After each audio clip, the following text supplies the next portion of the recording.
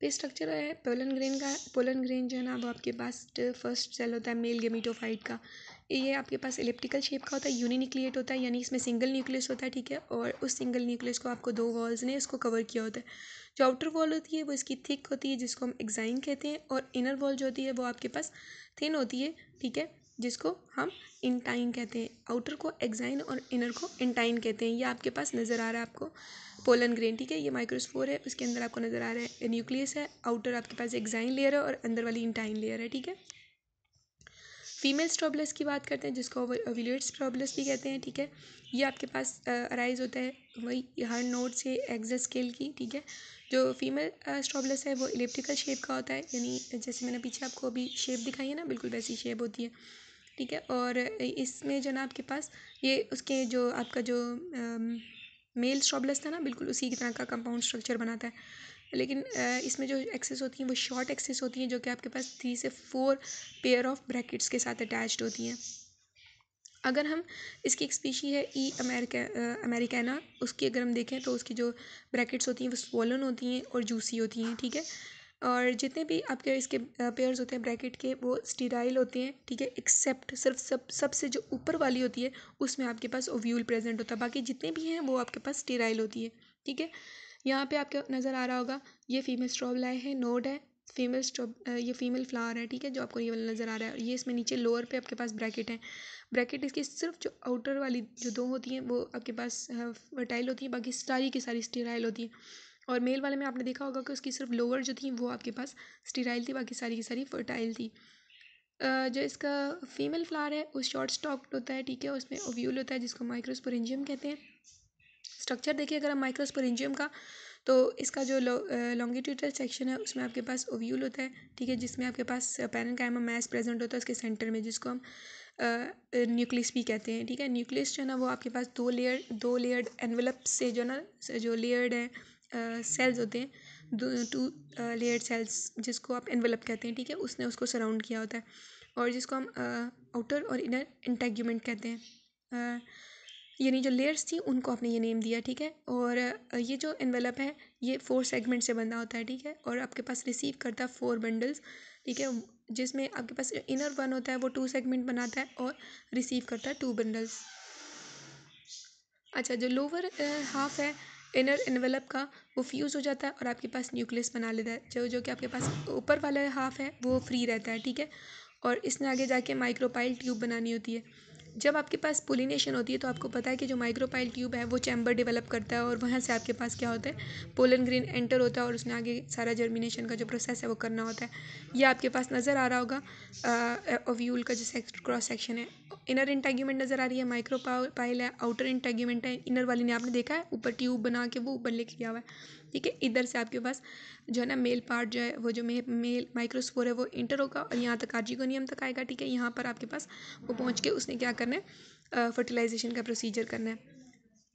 अब आपके पास जो है ना डेवलपमेंट होगी। डेवलपमेंट मैंने आपको पहले ही बता दी है कि जो इंटेग्यूमेंट है उसने क्या करना है, आपके पास ये बेस बन गई है, ठीक है। यहाँ पर आप देख सकते हैं ये बेस रीजन है, ठीक है, फीमेल गेमेटोफाइट का।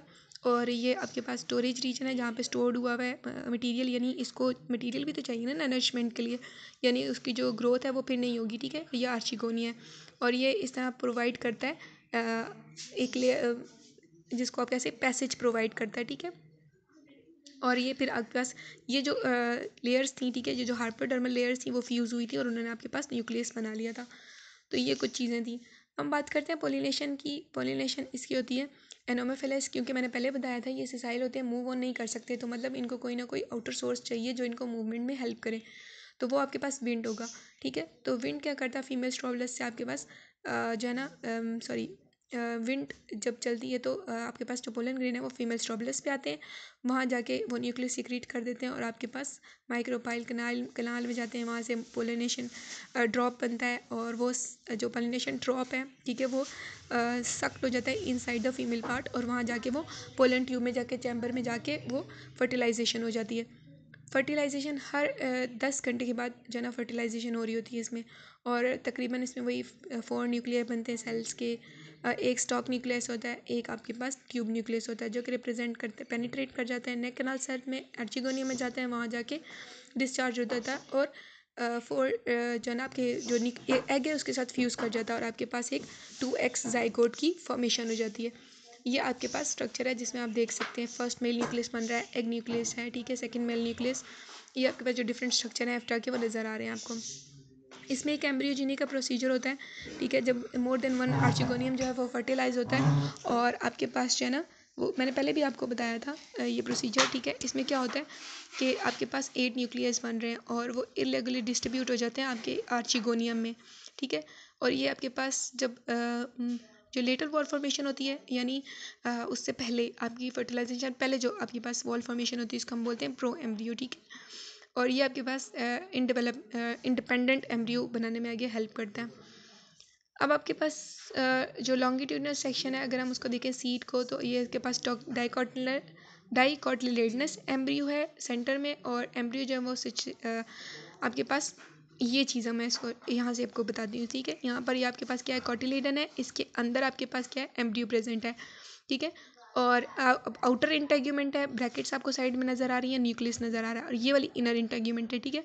इसके अंदर जो एम्ब्रियो प्रेजेंट है उसके आउटर साइड पे नरिशमेंट प्रेजेंट होती है जो कि इसको नरिश करते रहते हैं, ठीक है, सीड से नरिशमेंट लेते हैं और यही चीज़ आगे जाके डेवलपमेंट करके आपके पास एक इंडिविजुअल को क्रिएट कर देती है, ठीक है। जैसे कि आपको ये नज़र आ रहा है कि आप देख सकते थे ये एम्ब्रियो है, सीड लगाया है, ठीक है, उसमें से आप देख सकते हैं जो एम्ब्रियो है उसने ग्रोथ स्टार्ट की है और आपके पास एक कंप्लीट जो प्लांट बॉडी है वो बन गई है।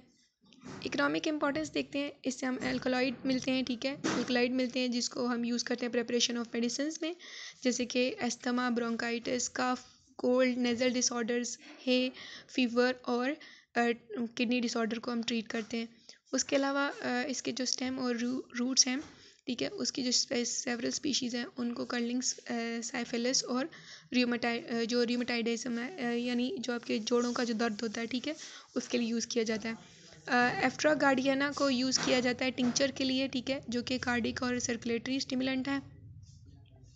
फिर राइजोम जो है ना जो मतलब जो इसकी जिसको आप रूट कह सकते हैं उसको यूज़ किया जाता है फ्यूल के लिए, ठीक है। जो तिब्बत के पीपल हैं वो इसे एज अ फ्यूल यूज़ करते हैं और सम जो स्पीशीज़ हैं इसकी ऑर्नामेंटल पर्पसेस के लिए यूज़ किया जाता है यानी सजावट वगैरह के लिए यूज़ की जाती हैं। तो आज का लेक्चर हमारा यहाँ पे ख़त्म हुआ, इंशाल्लाह कल से हम नेक्स्ट चैप्टर स्टार्ट करेंगे।